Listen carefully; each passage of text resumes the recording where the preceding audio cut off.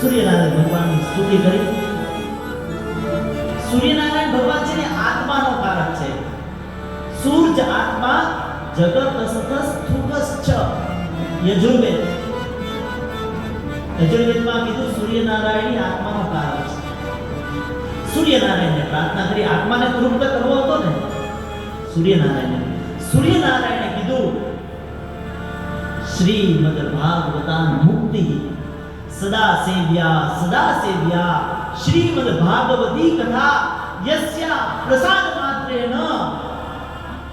શ્રીમદ ભાગવત સત્તા જ્ઞાન યજ્ઞ કરાવો, એનાથી આ તમારા પિતૃઓની ઉદ્ધાર થશે. એટલા માટે આપણે અહીંયા પિતૃઓની ઉદ્ધાર માટે શ્રીમદ ભાગવત કથા કરાવી છે. વાલા વૈષ્ણવ, કોઈ તમને પ્રશ્ન પૂછે ને કે પિતૃનો ઉદ્ધાર થાય ખરા, તો આ ઉદાહરણ બતાવવાનું.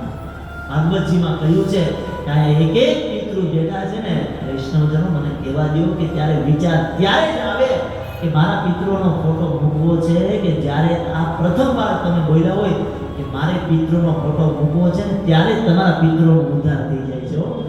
આ કથા એવી છે, સંકલ્પ ત્યારે જ થાય કે જ્યારે તમારા પિતૃનો ઉદ્ધાર થઈ ચૂક્યો હોય. સંકલ્પ માત્રથી જ ભગવાન કૃષ્ણ પરમાત્માએ આશીર્વાદ આપ્યા છે. એક વાંસ પધરાવ્યો છે ત્યાં, કારણ કે પવિત્રમાં પવિત્ર જો લાકડામાં એક બે વૃક્ષ એવા છે. એક તો આપણે પાણી ચડાવીએ છીએ, કયા વૃક્ષને?